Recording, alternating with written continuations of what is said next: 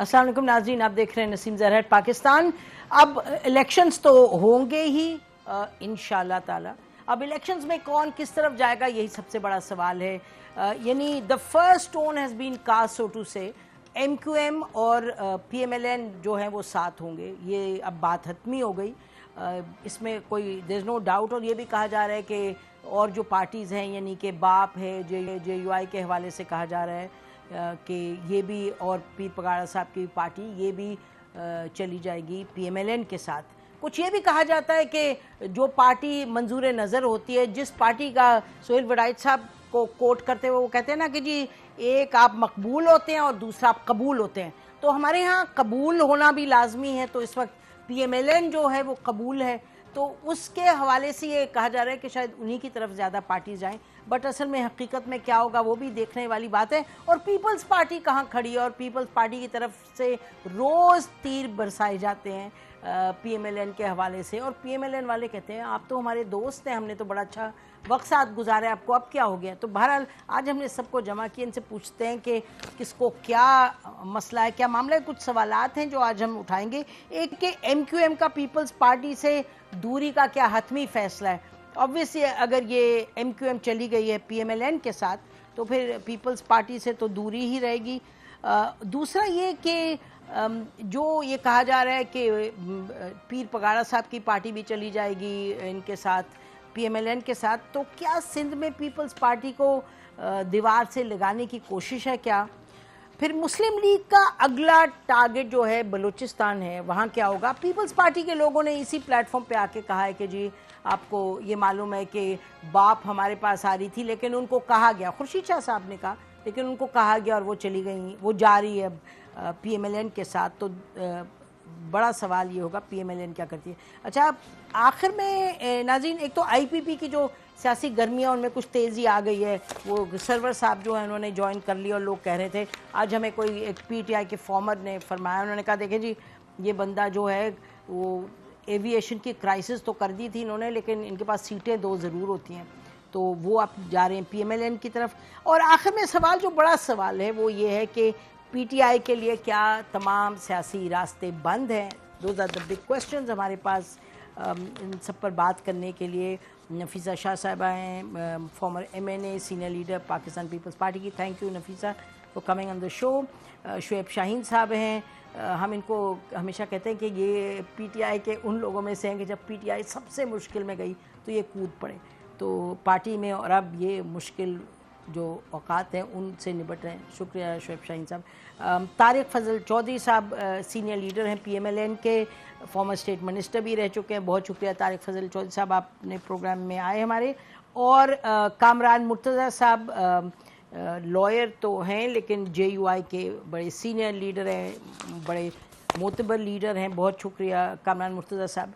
नाज़रीन, अभी कुछ ही देर पहले बिलावल भुट्टो साहब ने एक प्रेस कॉन्फ्रेंस की, उन्होंने बड़ी दिलचस्प बातें की। उन्होंने कहा कि हर दौर में, हर इलेक्शन में कोई ना कोई किंग्स पार्टी सामने आ जाती है। तो उन्होंने कहा एक और किंग्स पार्टी सामने आ गई, यकीनी तौर पे PMLN की तरफ उनका इशारा था। जी आप ज़रा बताइएगा कि क्या है जी PMLN की तरफ इतनी नाराज़गी क्यों है, क्यों तारिक फजल चौधरी साहब आए दिन में बहुत मरतबा तीर बरसाए जाते हैं। जी बिस्मिल्लाहिर्रहमानिर्रहीम। देखिए, वजह नाराज़गी तो पाकिस्तान पीपल्स पार्टी ही बता सकती है। मुझे आप हमारी जो लीडरशिप है, हमारे जो स्पोक्स पर्सन हैं, TV पे आते हैं या पार्टी की अपना जो स्ट्रेटजीज़ एंड पॉलिसीज़ हैं उस पर बात करते हैं मीडिया पे, कोई एक बयान मुझे बता दें कि जो पीपल्स पार्टी के ख़िलाफ़ हो। There is not even a single statement जो हमने पीपल्स पार्टी के ख़िलाफ़ दी हो। पाकिस्तान पीपल्स पार्टी हमारी तादी जमात रही है, PDM में साथ रही है, हमारे लिए बहुत काबिल एहतराम है। लेकिन ये हमारी भी समझ से बाहर है कि अगर इन्हें कुछ खुशफहमी थी कि हमें कुछ लोग ज्वाइन कर रहे हैं या कोई पार्टियाँ हमारे साथ अलाइंस कर रही हैं, तो ये तो हर पार्टी का अपना एक इंडिपेंडेंट फैसला होता है। अभी आपने अपने प्रोग्राम के इंट्रो में MQM का जिक्र किया, आपने बाप पार्टी का जिक्र किया, तो ये तो हर इलेक्शन में हर पार्टी जो है, रीजनल पार्टी हो, सूबाई पार्टी हो, फेडरल की पार्टी हो, वो उसकी अपनी स्ट्रेटजी होती है। تو یہ تو ان پارٹیوں کی پولیٹیکل اسٹریٹجی ہے کہ وہ اگر ہمارے ساتھ الائنس کر رہے ہیں یا آ رہے ہیں. اس میں پاکستان پیپلز پارٹی کا ہمارے ساتھ ناراضگی جو ہے وہ بنتی نہیں ہے. دیکھیں ہم الیکشن اپنے اپنے منشور پہ ایک دوسرے کے خلاف لڑ رہے ہیں, اور یہ ایک پولیٹیکل آپ یہ کہیں کہ ڈفرینسز ہیں, یہ کوئی ذاتی اختلافات تو ہے نہیں. اور زرداری صاحب تو بڑے بلند و بانگ دعوے کر رہے ہیں کہ نہیں ہم تو گورنمنٹ بنائیں گے اور ہم بہت زیادہ سیٹیں لیں گے, پنجاب سے بھی لیں گے.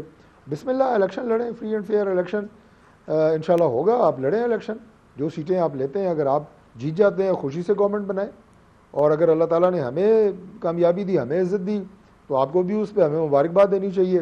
آپ جیتیں گے ہم آپ کو مبارکباد دیں گے. یہ ماحول سیاست میں رہا ہے, یہ رہنا چاہیے اور یہ ہونا چاہیے.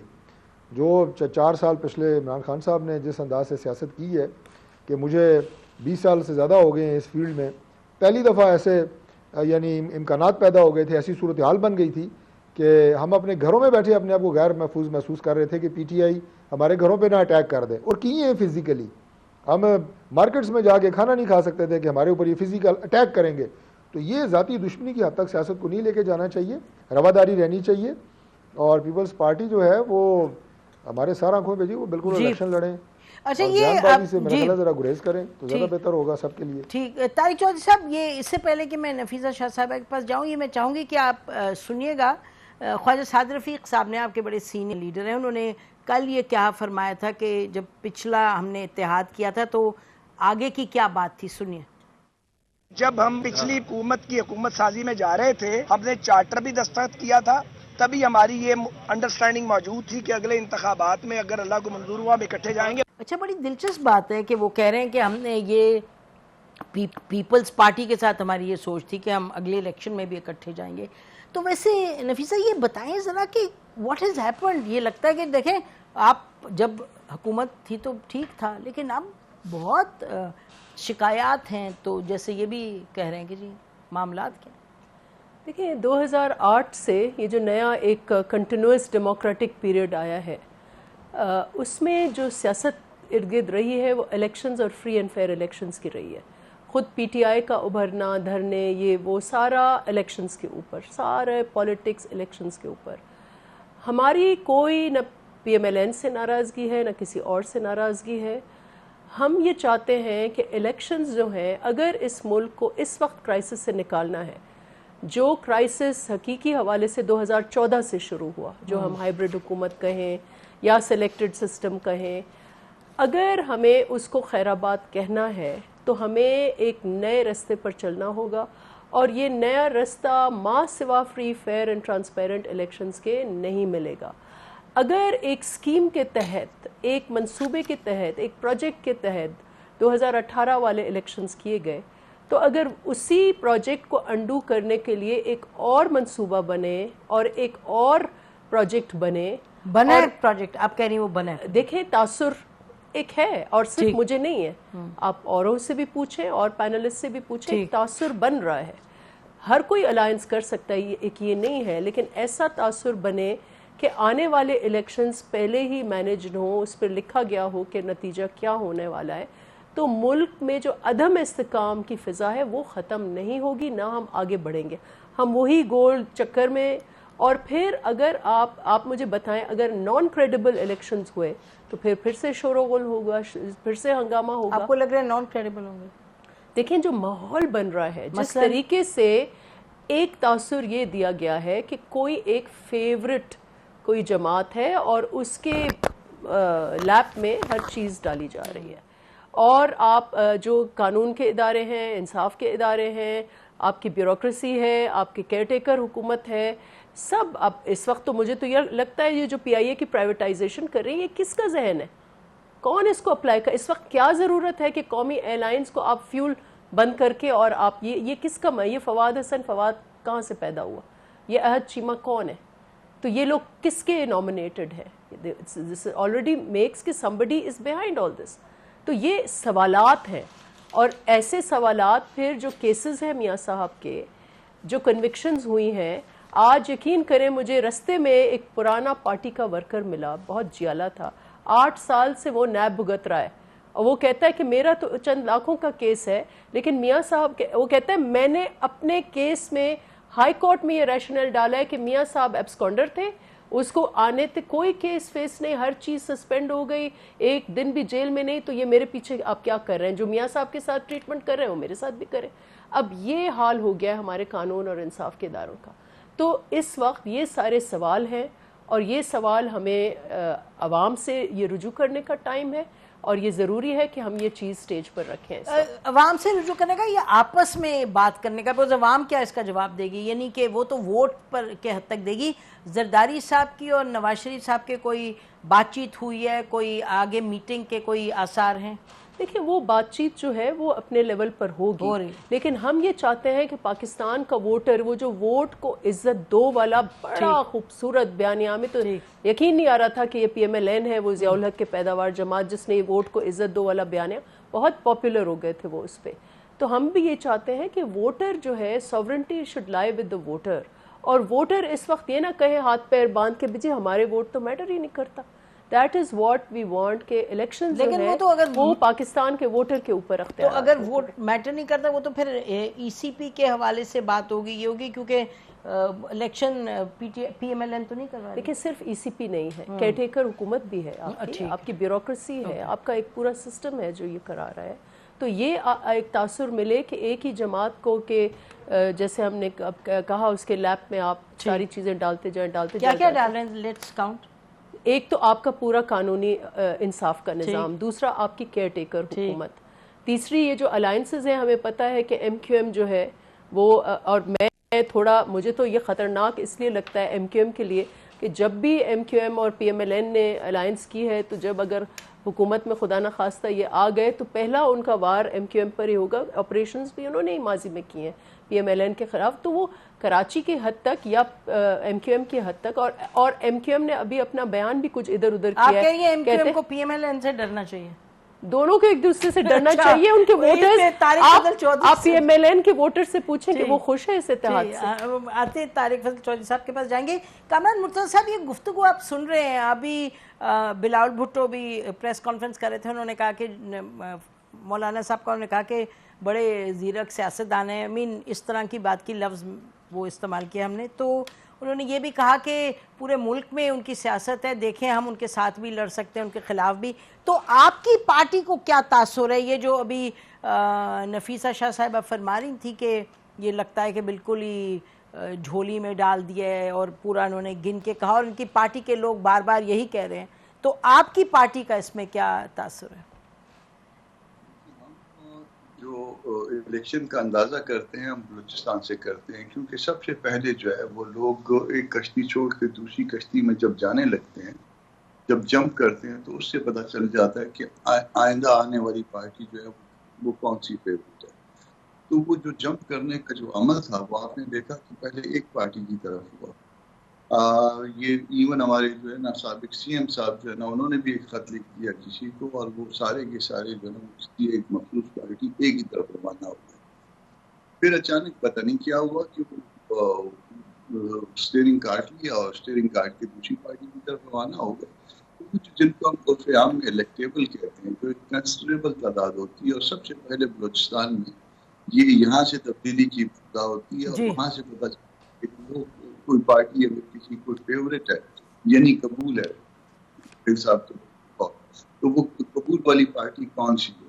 देखिए ये मुमकिन है कि बलूचिस्तान में सूबा खैबर पख्तूनख्वा में कोई अगर फर्ज करिए कि कोई जाना चाह रहा है, तो पहले 3 में हम आते हैं, JUI की बात करता हूँ, या वो जीत जाती है, विनर होती है, या रनर अप होती है, या ज्यादा से ज्यादा तीसरे नंबर पे। तो वो पहले 3 वालों को अगर किसी के साथ शामिल होना है तो वो नहीं आती, बल्कि किसी और पार्टी के साथ पहले शुरू करते हैं, उनको लिख दिए। ये वही कूफे वाला मामला है, फिर उसकी फिर काट लिया जाता है। तो वो स्टीयरिंग जब कट गया तो अब शायद इसके ऊपर जो है ना वो प्रॉब्लम आया कि जी पहले तो ये लोग इधर आ रहे थे, इधर से दूसरी जगह चले गए, तो इसका मतलब ये हो सकता है। तो हम सारे फिल वक्त तो अंदाजा ही लगा सकते हैं कि वो जो इलेक्टेबल हैं उन्होंने अपने रास्ते काट लिए, उन्होंने एक तरफ जाते जाते जो है ना वो रुख तब्दील कर लिया। तो इसका मतलब कुछ और हो सकता है, मगर बहरहाल पे इसके बावजूद हम नज़र रखे हुए हैं सारे मामले पे, اور اگر کہیں پہ اگر ہمارے ساتھ فرض کر لیجئے کہ کوئی ایسا معاملہ ہوتا ہے جیسے 2018 میں ہوا تھا، تو پھر شاید ہم باہر بیٹھے ہوئے کوئی زیادہ جو ہے نا پرابلم کریٹ کر سکیں، جس طرح سے 2018 میں ہمیں باہر نکال دیا گیا تھا پورے پروسیس سے، اور اس کا نتیجہ جو ہے نا وہ پھر یہ نکلا. اور اب بھی اگر یہی اس طرح کی کوشش کی جا رہی ہے اور اسی طرح کا معاملہ ہے، تو پھر جو ہے نا پھر یہ نظام جو ہے نا ہم کہہ سکتے ہیں دھاندلی ہوئی تو نظام چلنے کا نہیں. جی، تو اس کا مطلب کہ آپ کی پارٹی کو بھی کچھ اس پہ تذبذب میں ہے کہ اصل میں ہونے کیا جا رہے ہیں، آپ کلیئر نہیں ہے کہ یہ فیئر اور فری الیکشن ہوگا، اور آپ کہہ رہے ہیں کہ وہ سوالات جو نفیسہ شاہ صاحبہ نے اٹھائے ہیں وہ آپ کی پارٹی بھی اٹھا رہی ہے.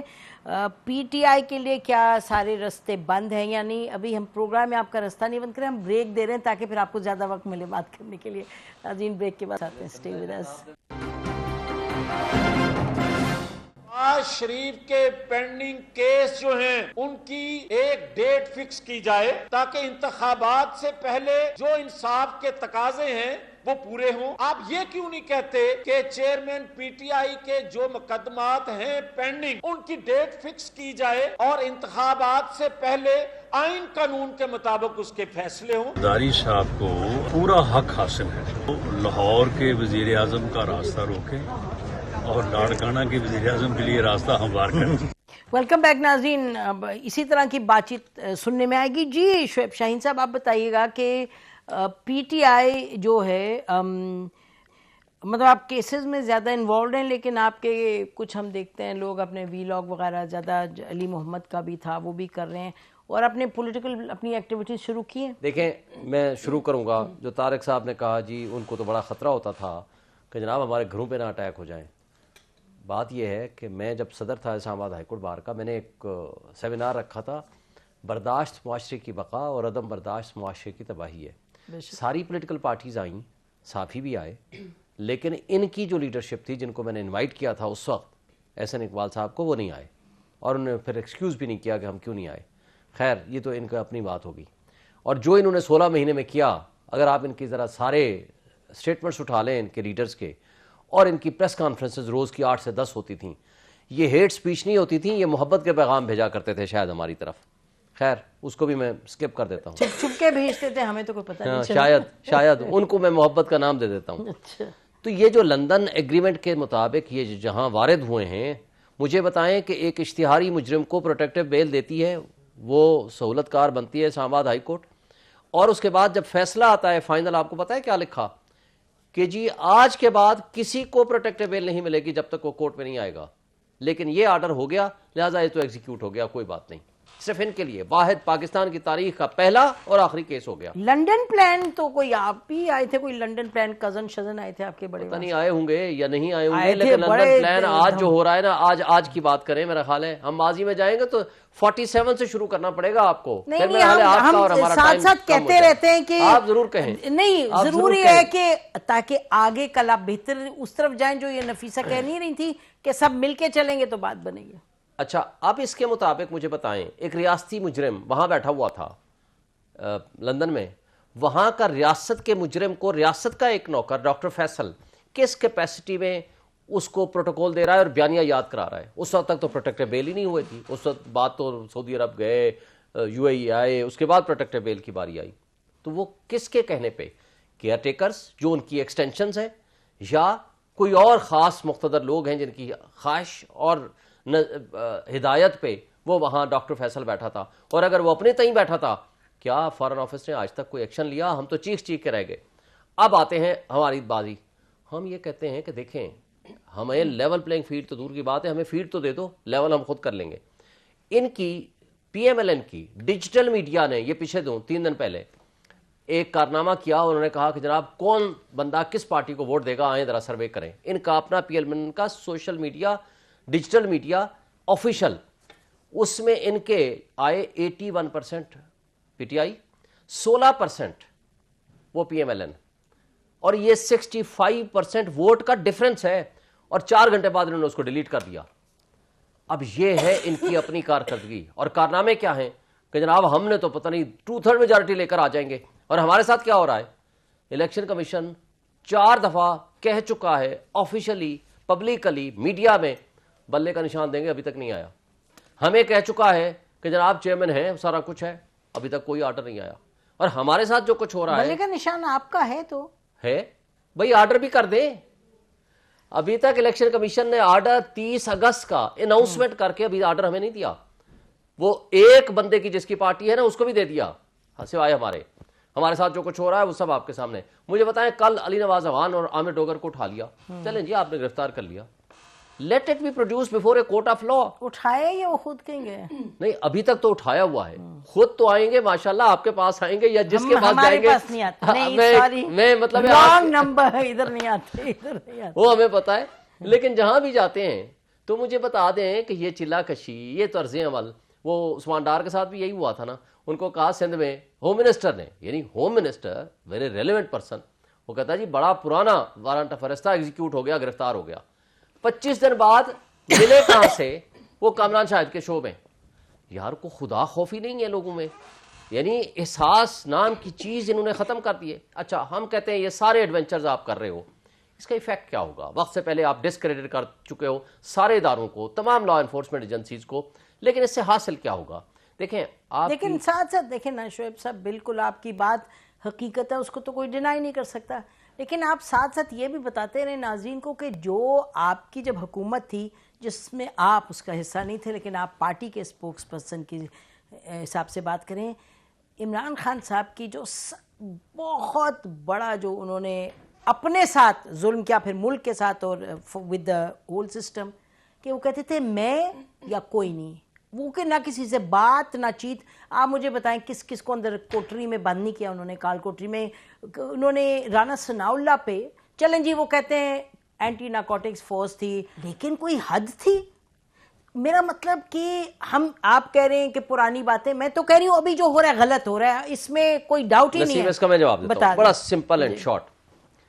میں کہتا ہوں کہ اس وقت جس لا انفورسمنٹ ایجنسیز نے مقدمہ کیا تھا, یا نیب نے کیا یا کسی لا انفورسمنٹ ایجنسی نے کیا, ان کا 16 مہینے اقتدار رہا, ٹھیک ہے, ان کا احتساب کریں. میں نے بارہا مطالبہ کیا, باقی لوگوں کا بھی احتساب کریں, جس نے مس یوز آف اتھارٹی کی ہے, کسی لا انفورسمنٹ ایجنسی نے کی ہے نا, ان کا احتساب کریں. اچھا دوسری بات مجھے بتا دیں, عدالت نے ان کو ریلیف دیا ہو, ضمانت دی ہو, پھر گرفتار ہو گئے ہوں. خواتین کے بارے میں مجھے بتا دیں, 7 مہینے سے صحیح بات جیلوں میں بند ہیں کہ جناب آپ کا یہ قابل ضمانت ہوتے ہیں خواتین کے لیے.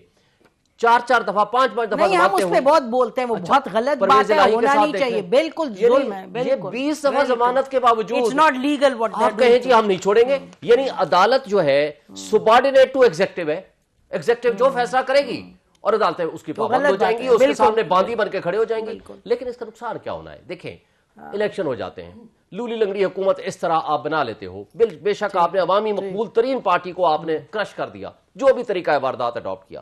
مجھے بتا دیں آج معاشی تباہی اس کو حل کر پائیں گے؟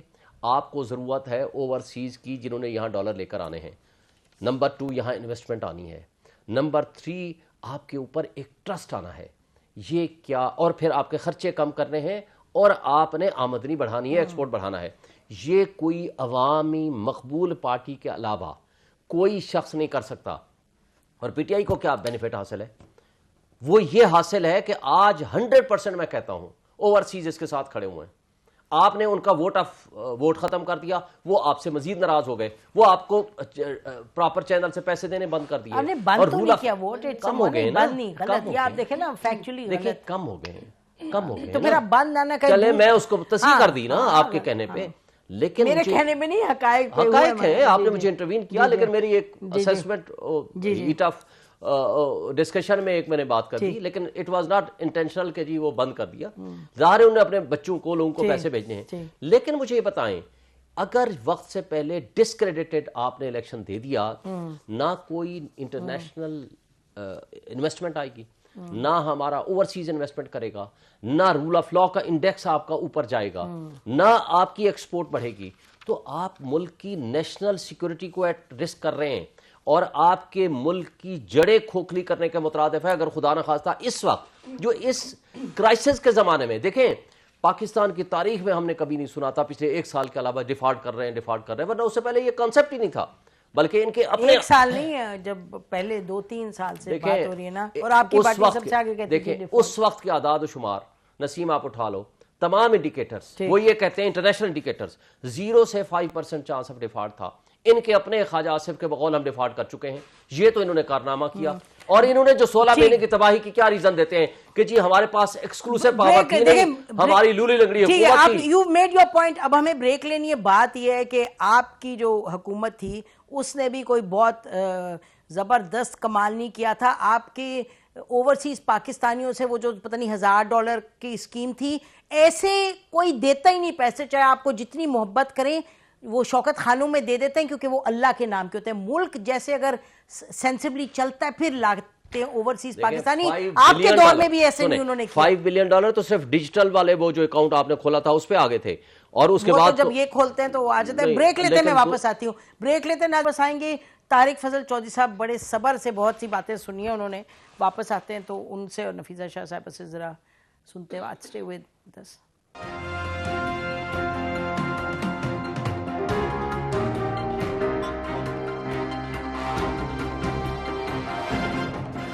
ویلکم بیک ناظرین. اب تک تو سب نے جو خدشات تھے، جو شکایات تھیں وہ سامنے رکھ دیں.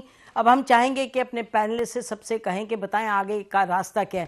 جی طارق فضل چودھری صاحب، یہ ان تمام جو اس وقت خیالات ہیں، احساسات ہیں، شکایات ہیں، مجھے بتائیں آگے کا راستہ بتائیں. جو پیچھے تو سب اپنی اپنی پوزیشن پہ کھڑے ہوئے ہیں کہ جی کیا ہوا کیا نہیں ہوا. How do we move forward?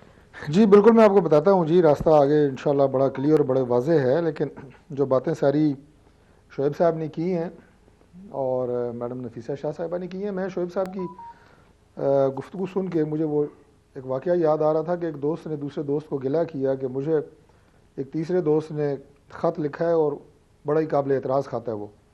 تو اس نے کہا دکھاؤ مجھے. دیکھا تو وہ بالکل نارمل لینگویج تھی. اس نے کہا یار اس میں تو کوئی ایسی بات نہیں ہے ناراض ہونے والی. تو کہتا ہے نہیں، خط کی جو باڈی لینگویج ہے وہ ٹھیک نہیں ہے. تو وہ ہنس پڑا. اس نے کہا خط کی کیا باڈی لینگویج ہوتی ہے. تو اب انہیں سچویشن ان کی یہ ہو گئی ہے تحریک انصاف کی کہ ابھی اگلے گلے ان کے یہاں تک چلے جائیں گے کہ جی میاں نواز شریف کی باڈی لینگویج ٹھیک نہیں ہے، ان کا چال میں سے کچھ ہمیں کچھ نظر آتا ہے، ان کے اٹھنے بیٹھنے میں ہمیں اعتراض ہے. یہ یہاں تک اب ان کے اعتراضات جو ہیں وہ پرسنل ہو گئے ہیں. یہ جتنی باتیں کر رہے ہیں شعیب شاہین صاحب، دیکھیں پاکستان میں ایک عدالتی نظام موجود ہے. موجودہ عدالتیں میاں نواز شریف صاحب کو کوئی فیور نہیں دے رہی. ہاں میاں نواز شریف صاحب کے ساتھ جو زیادتی ہوئی ہے پاکستان کے عدالتی نظام نے کی ہے وہ ریکٹیفائی ضرور ہو رہا ہے اللہ تعالیٰ کے فضل سے. ان کے خلاف جو ناانصافی ہوئی تھی انہیں انصاف مل رہا ہے. ذوالفقار علی بھٹو صاحب کو عدالتی نظام نے ہی پھانسی پہ ٹانگا تھا، لیکن ظاہر ہے وہ دوبارہ زندہ تو نہیں کیا جا سکتے. اگر زندہ ہوتے تو آج عدالتیں کہتی کہ وہ فیصلہ غلط تھا، کوئی اسے سپورٹ نہیں کر رہا. شعیب شاہین صاحب کہتے ہیں کہ وہ فیصلہ ٹھیک تھا. تو غلط فیصلے جو نواز شریف کے خلاف ہوئے وہ ریکٹیفائی ہو رہے ہیں. باقی یہ سروے وغیرہ سوشل میڈیا وغیرہ پہ ایک ان کے بندے نے 400 اکاؤنٹ بنائے ہوئے ہیں ٹویٹر پہ اور فیس بک پہ، پکڑے بھی گئے ہیں. وہ جعلی ڈمیز کے پتہ نہیں کون سے اکاؤنٹ ہوتے ہیں وہ بھی یہ سارے چلا رہے ہیں، پکڑے گئے، ایف آئی اے نے پکڑے، سارا کچھ ہوا. وہ یہ اب ڈرامے سوشل میڈیا کے ایکسپوز ہو گئے ہیں پاکستان تحریک انصاف کے. اب مزید اس پہ میرا نہیں خیال یہ کسی کو بیوقوف بنا سکتے ہیں. میں اس بات کے بالکل حق میں ہوں. انہوں نے کہا فلاں کو پکڑا، اتنا عرصہ اندر رکھا، فلاں کو پکڑا، خواتین کا ذکر کیا.